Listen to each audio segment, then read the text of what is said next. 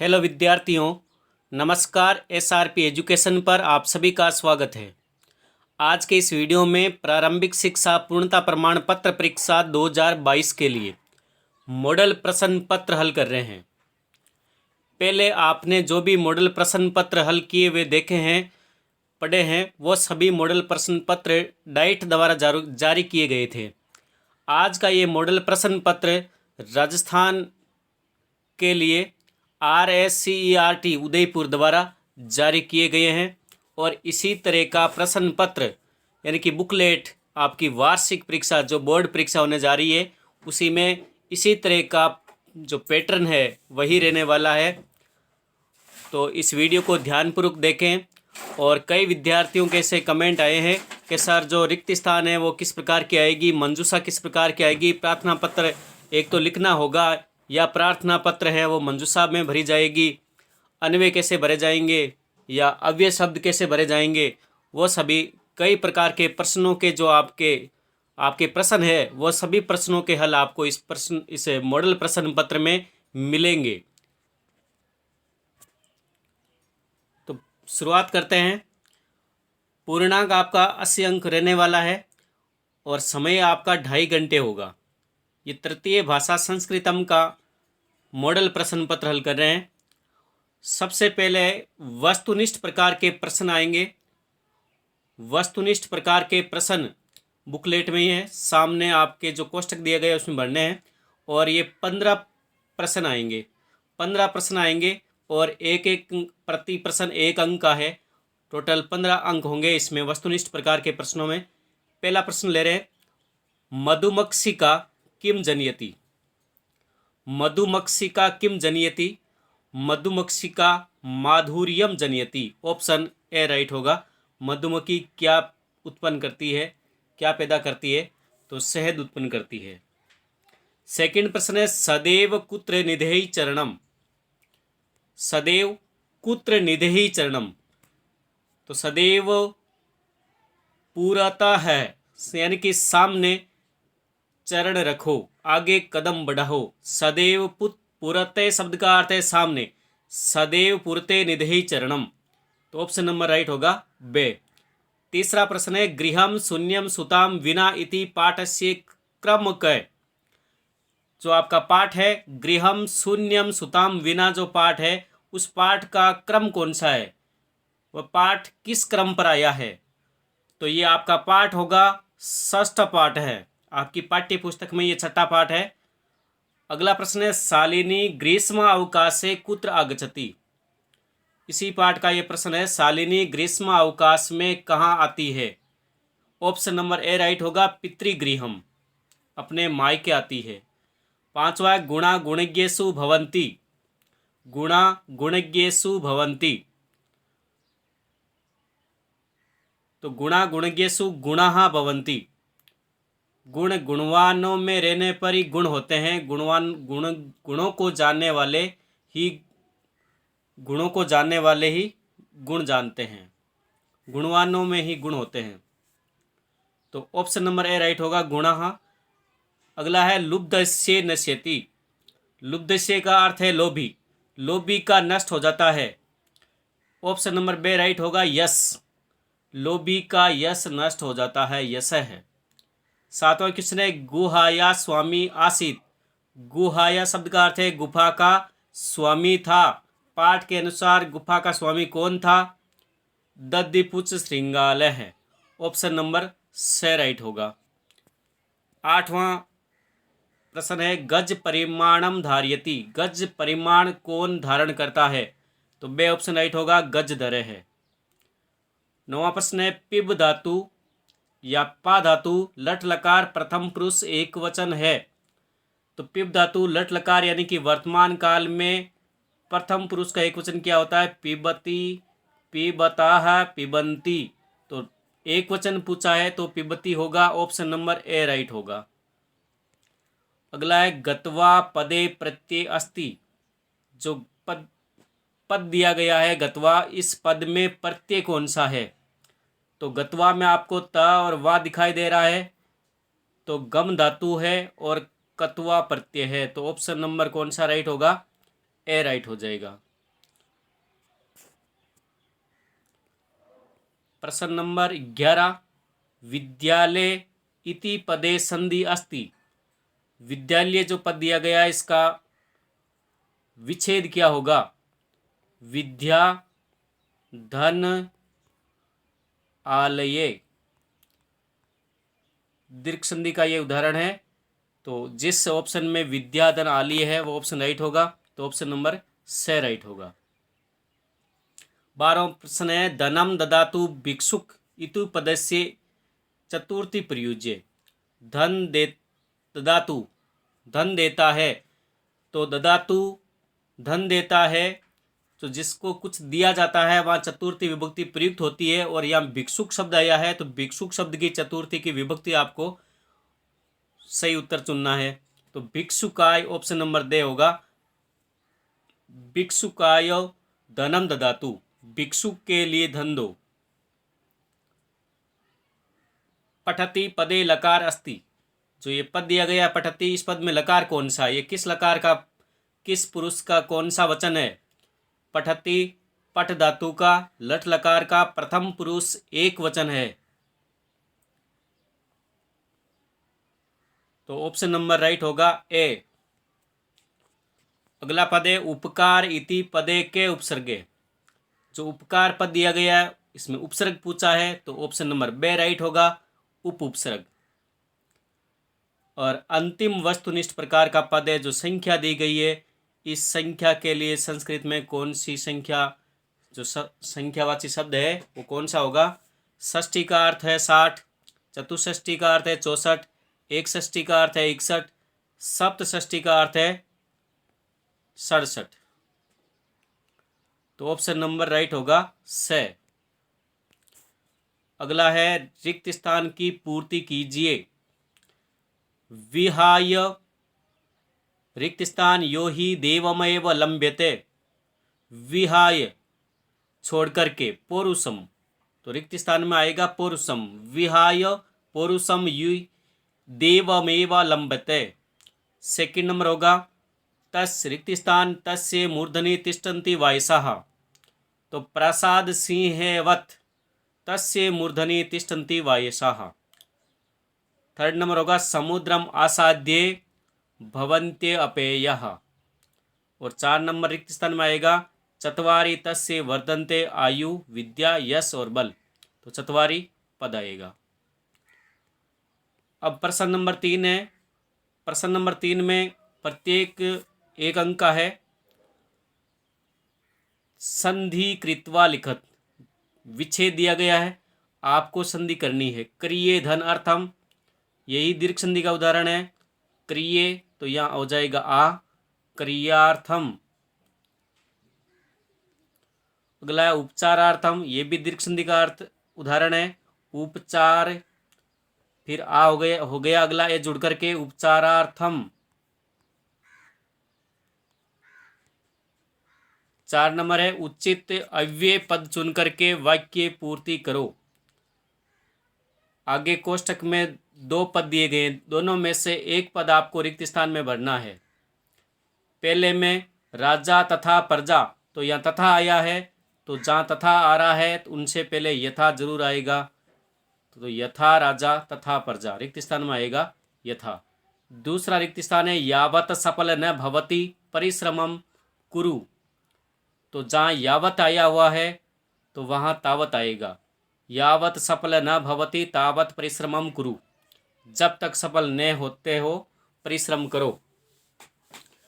5वां है, अध्योलिखित पद में धातु प्रत्यय जोड़ करके लिखो। इस तरफ धातु लिखी हुई है, आगे प्रत्यय लिखे हुए हैं, तो क्री धातु और तुमुन प्रत्यय जुड़ करके कौन सा पद बनेगा ये आपको आगे लिखना है, जहाँ आपको जगह दी गई है इस जगह में। तो यहाँ होगा कर्तुम, क्री धन तुमुन प्रत्यय पद बनेगा कर्तुम। सेकंड नंबर है, गम प्लस कतवा, ये हो जाएगा गतवा। 5वें प्रश्न के बाद में प्रश्न नंबर 6, लिंग वचनम च लिखत। दिए गए पद में लिंग लिखना है और वचन लिखना है। कन्या नाम में लिंग कौन सा होगा? स्त्रीलिंग होगा। और वचन कौन सा होगा? षष्ठी का बहुवचन होगा, षष्ठी विभक्ति का बहुवचन। बालकेन में बालक शब्द है, तृतीया विभक्ति है और एक वचन है, और लिंग बालक में पुल्लिंग होगा। 7वां प्रश्न है उपसर्गम पृथकम कृत। दिए गए पद में आपको उपसर्ग अलग लिखना है और पद अलग लिखना है। तो उपगम्य में उपसर्ग तो होगा उप, और पद हो जाएगा शेष गम्य। सेकंड नंबर में सम पूज्य, तो उपसर्ग तो हो जाएगा सम और पद हो जाएगा पूज्य। अगला है 8 नंबर उचित कथनानाम समक्षम आम, अनुचितम कथनानाम समक्षम न इति लिखित। जो पद उचित है, सही है, वहाँ आपको आम लिखना है यानी कि हाँ लिखना है, और अनुचित यानी कि गलत पद है वहाँ आपको न लिखना है। तो पहला पद है निज निकेतनम गिरी शिखरे अस्ति। अपना घर पर्वत की चोटी पर है, तो आम लिखना है, ये उचित पद है, उचित कथन है। दूसरा है गमनम सुकरम अस्ति। वहाँ जाना सुकर है, यानी कि वहाँ किसी प्रकार की कठिनाई नहीं है वहाँ जाने में, तो ये कथन उचित नहीं है, तो न आएगा। तीसरे में सदैव अग्रे एव चलनियम। सदैव आगे ही चलना चाहिए, यस है, तो आपको आम लिखना है, उचित कथन है। पुरते निधे चरणम। सामने या आगे कदम बढ़ाओ, उसके लिए हो जाएगा आम।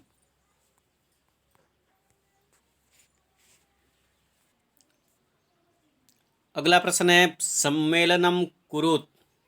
सुमेलनम कुरुत, सुमेलन करना है, मिलान करना है। जैसा लिखा हुआ है वैसा आपको मिलान करने हैं, और ये 6 मिलान करने वाले हैं, और ये 3 अंक का प्रश्न रहेगा। सबसे पहले शब्द आया है पूर्वतः है। पूर्वतः शब्द का अर्थ होता है सामने। इसका विलोम शब्द है पृष्ठतः यानी कि पीछे, पृष्ठतः इसका मिलान हो जाएगा।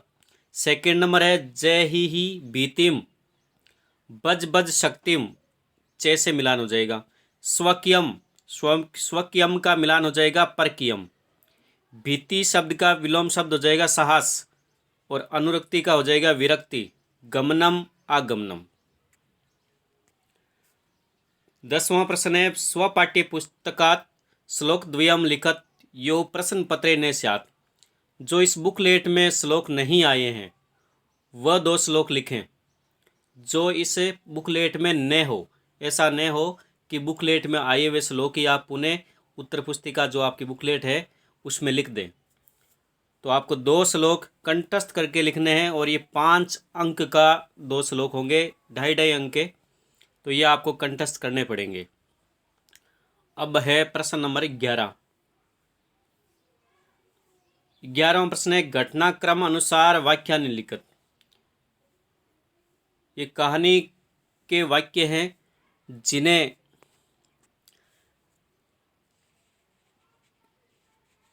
आपको क्रम अनुसार लिखने हैं।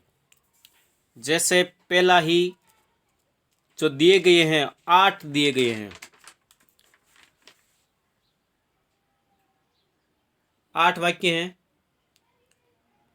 8 वाक्य में से जैसे लिखे हुए हैं, फिर से इन्हें पुनः आपको नीचे दी गई जो जगह है आपको यहाँ जगह में जो संख्या लिखी हुई है 1 नंबर। अब 1 नंबर इनमें से आपको चुन करके लिखना है कि सबसे पहले वाला वाक्य कौन सा आएगा। तो सबसे पहले आपको इसमें से 1 नंबर पर वाक्य लिखना है परिभ्रमण सिंह सुधारते जाते। घूमता हुआ शेर है वो भूखा हो गया, ये 1 नंबर पर लाइन आएगी।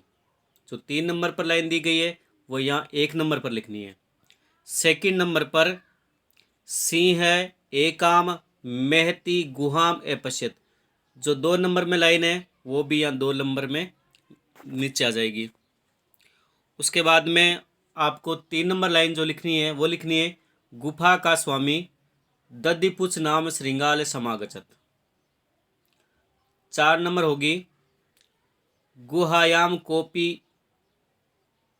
इति श्रृंगाल से विचार है।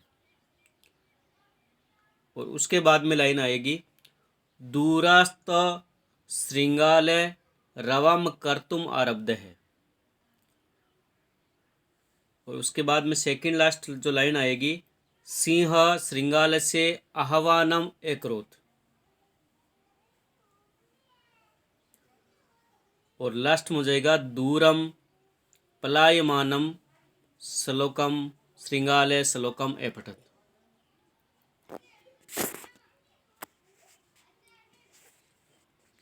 नेक्स्ट प्रश्न है 12वां। गद्यांश पढ़ करके प्रश्नों के उत्तर है वह संस्कृत भाषा में लिखने हैं। जैसे किसी वन में खरनकर नाम का शेर रहता था, वह कदाचित इधर उधर घूमता हुआ क्षुधार्त भूखा हो गया। किंचिदपि आहारम न प्राप्तवान, उसे कुछ भी आहार प्राप्त नहीं हुआ।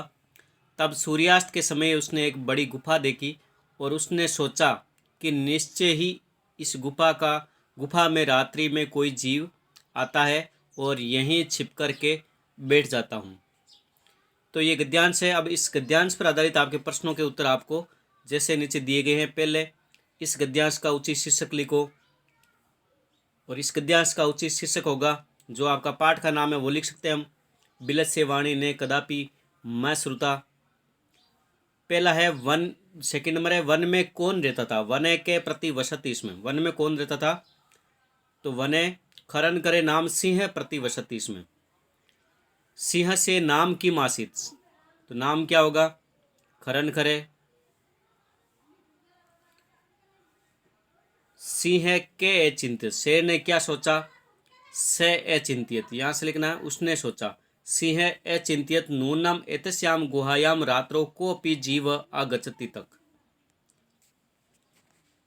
4 नंबर है परिबर्मन सिंह कह जाते हैं, घूमता हुआ शेर क्या हो गया क्षुधार्त यानी कि भूखा हो गया।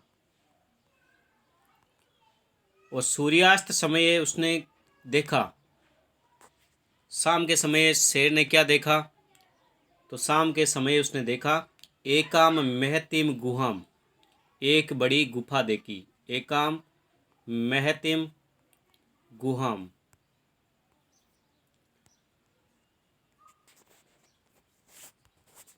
आगे बढ़ते हैं प्रश्न नंबर 13। बिलस्य वाणी ने कदापि मैं श्रुता या कंटकनेव कंटकम कथा सार हिंदी भाषा में लिखो। कहानी हिंदी में लिखनी है और जो आपको रिक्त स्थान दिए गए खाली जगह आपको ये दिखाई दे रही है बुकलेट में होगी। इतने जो लाइनें लिखी हुई है, लाइनें दी गई है खाली, उस खाली लाइनों में आपको किसी एक कहानी का सार है वो हिंदी में लिखना है। चाहे दोनों में से किसी एक का भी, जो भी आपको अच्छा लगे, इस पार्ट से या इस पार्ट से, दोनों में से किसी एक का लिखना है और हिंदी भाषा में सार लिखना है। अब प्रश्न नंबर 14 है जिसमें 3 है प्रश्न, फर्स्ट सेकंड और थर्ड। तो इसमें आपको प्रश्न निर्माण करने हैं जो रेखांकित पद है। पहले में है गुणा, ये रेखांकित पद है, गुणा गुणगेसु गुणा भवन्तु। तो प्रश्न सूचक आएगा के गुणगेसु, आगे यहाँ से लिखना आपको, गुणा के स्थान पर तो लिखना है के, आगे लिखना गुणगेसु गुणा भवंती, प्रश्न निर्माण और आगे आपका प्रश्न सूचक चिन्ह। सेकंड नंबर में नद्य के नीचे रेखांकित लाइन है, अंडरलाइन की गई है, तो नद्य के स्थान पर आपको लिखना है का और नद्य को हटा देना है। का सुस्वादु तोया भवंती, ये पद आगे लिखना है। पूरा लिखने के बाद में आगे आपको प्रश्नवाचक चिन्ह। अगला है व्याघ्र व्याध व्याघ्रम जालात बहि निर्सार्यत। तो व्याधे पद पर लिखा है, लाइन खींची गई है। यदि व्याध पद पर है तो आपको व्याधे शब्द के स्थान पर आपको के लिखना है और यदि जालात पर है तो यहाँ आपको कस्मात लिखना होगा। विभक्ति अनुसार ही किम शब्द के शब्द प्रयुक्त होते हैं और आपको लास्ट में लिखने हैं प्रश्न सूचक चिन्ह। प्रश्न नंबर 15, वयम कस्याम दिशि अग्रेसराम, हम किस दिशा में अग्रसर हैं।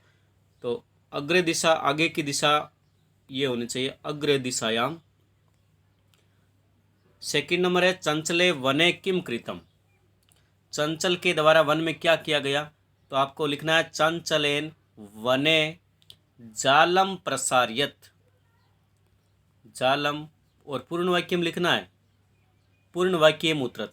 पूर्ण वाक्य उतरत ये भी शब्द लिखना है चंचलेन वने जालम प्रसार्यत। प्रसार्यत।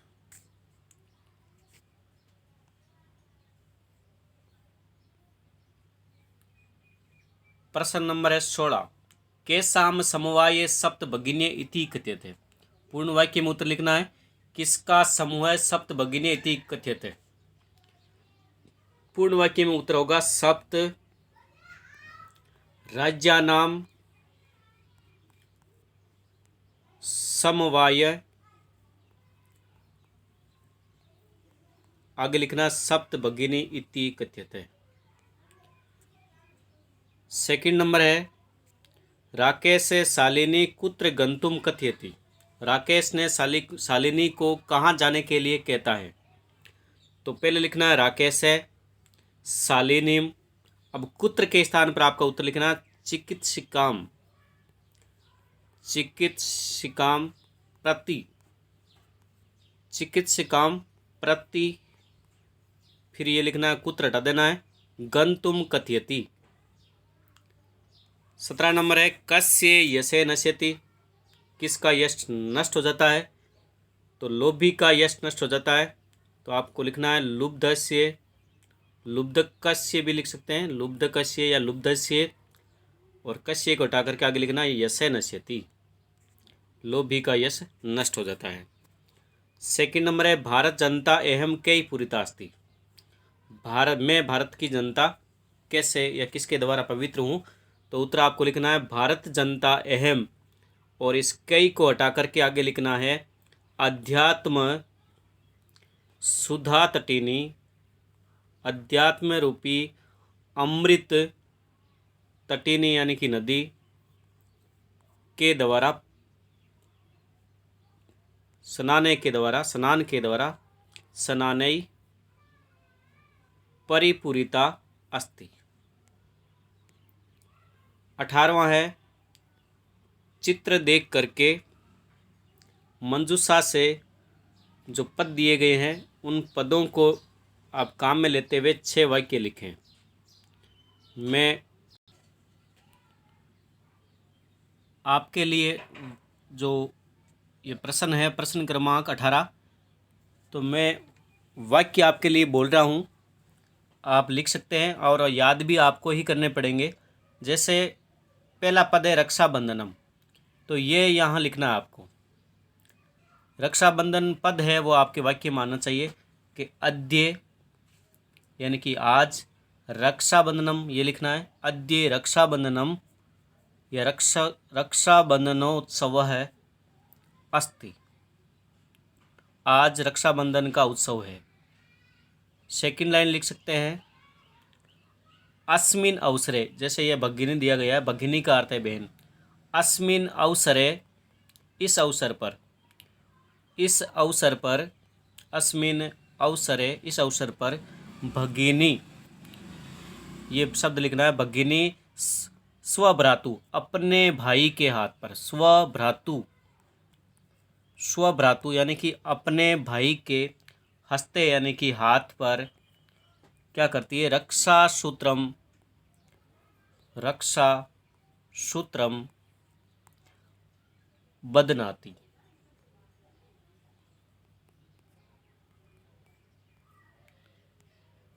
अब तीसरा जो वाक्य आप लिख सकते हैं तम, तम यानी कि उसको यानी भाई को, तम से और वह उसको, मोदगम अपि खाद्यति। मोदगम अपि यानी कि लड्डू भी खिलाती है। खाद्यति। अगला आप वाक्य लिख सकते हैं तस्य दीर्घायु, तस्या दीर्घायु निमित्तम भगवंतं प्रार्थयति, उसकी दीर्घायु के लिए भगवान से प्रार्थना करती है। भ्राता चे प्रश्न तस्य उपहार देता है, उपहारम प्रयच्छति देता है। प्रश्न नंबर 18 के बाद में अगला प्रश्न है 19वां प्रश्न। 18वां का अथवा में भी है। अथवा में दिया गया मंजूषा पद दिए गए हैं आपको, देखो नीचे तदा संभव युक्ति कपोता दूरे सहसा काश्चन। ये पद आपको इस कहानी में जो भी बीच में रिक्त स्थान है वहाँ आपको भरने हैं। जैसे एकस्मिन वने, एक वन में कोई रहता था, व्याध यानी कि शिकारी रहता था जाल फैला करके, तो यहाँ पहले आ जाएगा एकस्मिन वने काश्चन, ये काश्चन पहले रिक्त स्थान में आ जाएगा। एक वन में कोई शिकारी जाल फैला करके दूर स्थित हो गया, दूर चला गया, दूरे दूसरे रिक्त स्थान में हो जाएगा दूरे, पहले में काश्चन दूसरे में दूरे। क्रमशः आकाशात सपरिवार कपोतराज नीचे आगछत, नीचे शब्द ये आ गया, नीचे आगछत तीसरे रिक्त स्थान में आ जाएगा नीचे। यदा, यदा कपोता, जब कबूतरों ने, यहाँ लिखना आपको कपोता जैसे ये आया है, यदा के बाद में आएगा कपोता तंडुलान अपश्यन, तदा, अपश्यन के बाद में रिक्त स्थान में जाएगा तेदा, तदा तेसाम लोभो जातम, परम राजा सहमत नासीत तस्य युक्ति आसीत, उनका उपाय था। यदि वने कोपि मनुष्य नास्ति तरहि कुते तंडुलानाम, राजा का ये तर्क था कि वन में कोई मनुष्य नहीं है तो ये चावल कहाँ से आए। तंडुलाम संभव है, यहाँ रिक्त स्थान में आ जाएगा संभव है। राज्ञे उपदेशम अस्वीकृत्य, राजा का उपदेश अस्वीकार करके कबूतरों ने चावलों को खाने के लिए जाल में गिर गए। अतः उक्तम रिक्त स्थान में आ जाएगा सहसा, सहसा विदतीत ने क्रियाम, अचानक कोई कार्य नहीं करना चाहिए। तो पहले रिक्त स्थान में आएगा काश्चन, पहले रिक्त स्थान में आ जाएगा काश्चन, दूसरे रिक्त स्थान में आएगा दूरे, और तीसरे रिक्त स्थान में आएगा नीचे। 4 नंबर पर आएगा आपका कपोता, 5 नंबर रिक्त स्थान में आएगा तदा, 6 नंबर पर आएगा युक्ति, और 7 नंबर पर आएगा संभव, 8 नंबर रिक्त स्थान में आएगा आपका परम, और जो लास्ट है वो हो जाएगा सहसा। प्रश्न नंबर है 19वां जो प्रश्न है, 19वां प्रश्न में हिंदी भाषा में आपको भावार्थ लिखना है। जो श्लोक दिए गए हैं, 2 श्लोक आपको दिखाई दे रहे हैं, हिंदी भाषा में आपको हिंदी अनुवाद करने हैं। पहला श्लोक है चिंतनीय ही विपदाम आदावेव प्रतिक्रिया न कूपकर्णम युक्तम प्रद्वीप्ते वही नाम गृह। दूसरा है सर्वम पर वसम दुखम सर्व आत्म वसम सुखम एतद्वित्यात् समासेन लक्षणम सुख दुखियो। तो चिंतनीय ही विपदाम आदावे प्रतिक्रिया न कूपकर्णम युक्तम प्रदीप्त वही नाम गृह। इस श्लोक का हिंदी अर्थ क्या होगा कि विपत्ति के समय, संकट के समय, विपत्ति के पहले ही उसके प्रतिकार का उपाय सोच लेना चाहिए, क्योंकि घर में आग लगने पर कुआं खोदना उचित नहीं है। और अथवा में जो दिया गया है सर्वम पर वसम दुखम सर्व आत्म वसम सुखम, दुख का कारण है परवश और सुख का कारण है आत्मवश, यानी कि स्वाधीन है वही सुख है, पराधीन है वही दुख है। यही सुख और दुख का संक्षेप में लक्षण है। भाई स्वतंत्र है वो तो सुखी है, और जो गुलाम है वो दुखी है। अब आगे आपका प्रश्न नंबर आएगा 20 नंबर प्रश्न, जिसमें आपको अब कई विद्यार्थियों ने ये पूछा कि सर हमें प्रार्थना पत्र लिखनी पड़ेगी क्या। लिखी हुई आधी अधूरी तो आपको उस बुकलेट में मिलेगी, आपको जो रिक्त स्थान है वो भरनी है।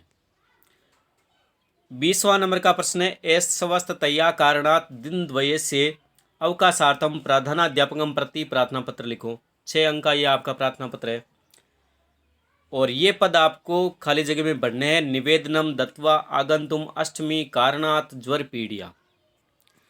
देखो, सेवायाम श्रीमंते प्रधानाध्यापक महोदय, राजकीय माध्यमिक विद्यालय उदयपुरम राजस्थान, और विषय तक आपकी एप्लीकेशन लिखी हुई है। दिन द्वय से अवकाशार्थम, महोदय भी लिखा हुआ है। पहले रिक्त स्थान यहाँ आइए स्विनय, तो स्विनय के बाद में आएगा निवेदनम। निवेदनम अस्ति यत अहम, अहम अहम के आगे खाली जगह में आएगा ज्वर पीड़ा। रुग्णोस्मि अत्ते विद्यालय, यहाँ रिक्त स्थान में आ जाएगा आगंतुम, आगंतुम न शक्नोमि। अस्मात् यहाँ आ जाएगा कारणात्। दिन द्वयस्य अवकाशम, यहाँ जाएगा दत्वा।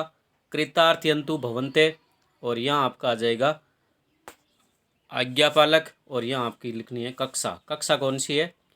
अष्टमी है, तो ये अष्टमी आपको नीचे कक्षा के नीचे खाली जगह में भरनी है। 21वां प्रश्न है, निर्देश के अनुसार जैसे उद्यानम है, निबंध लिखना है, तो जो पद दिए गए हैं विद्यालय से समीपे वृक्षा खगा पुष्पाणी और भ्रमणाय, 6 अंक 21वें प्रश्न के लिए निर्धारित है। और आप देख पा रहे हैं कि 6 ही यहाँ पद दिए गए हैं, तो इन्हीं पदों को आधार मान करके आपको 6 उद्यानम की लाइनें लिखनी है। उद्यानम पद पर 6 लाइनें लिखनी है कि विद्यालय के समीप में उद्यान है, उद्यान में वृक्ष है, वृक्षों पर पक्षी है और फूल है, फूल खिल रहे हैं, लोग भ्रमण के लिए आते हैं। 5-6 लाइनें आपको कंठस्थ करके वो संस्कृत भाषा में लिखनी है। मैंने आपको हिंदी भाषा बताई है, तो आपको संस्कृत भाषा में लिखना है। विद्यालय से समीपम उद्यानम अस्ति, पहली लाइन हो गई।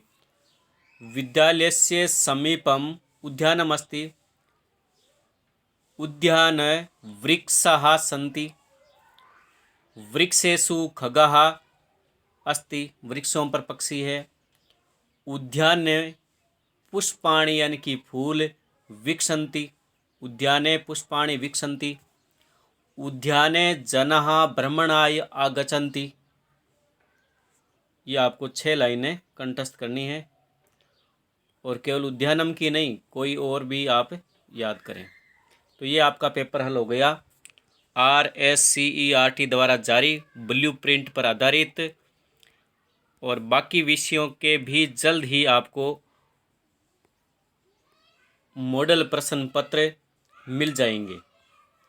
और पहले जो भी मॉडल प्रश्न पत्र थे हमने देखे हैं, वो सभी आपके अभ्यास के लिए हैं। और कई विद्यार्थी ये कमेंट कर रहे हैं कि सर ये तो पाठ्य पुस्तकों में भी है, तो सब मैं तो ये भी कहना चाहता हूँ कि सभी विद्यार्थी अपने पाठ्य पुस्तकें ही पढ़ें, अधिक से अधिक समय अपनी पाठ्य पुस्तकों में दें। और ऐसा समय आए कि आप कोई काम कर रहे हैं और आपको प्रश्न पत्र पढ़ना भी ज़रूरी है और काम भी करना ज़रूरी है, तो आप अपना मोबाइल फ़ोन में वीडियो शुरू करके आप अपना काम भी कर सकते हैं और ये कानों में सुन भी सकते हैं, तो सुनी हुई चीज़ें भी आपको याद हो सकती है। अभ्यास के लिए है। धन्यवाद विद्यार्थियों।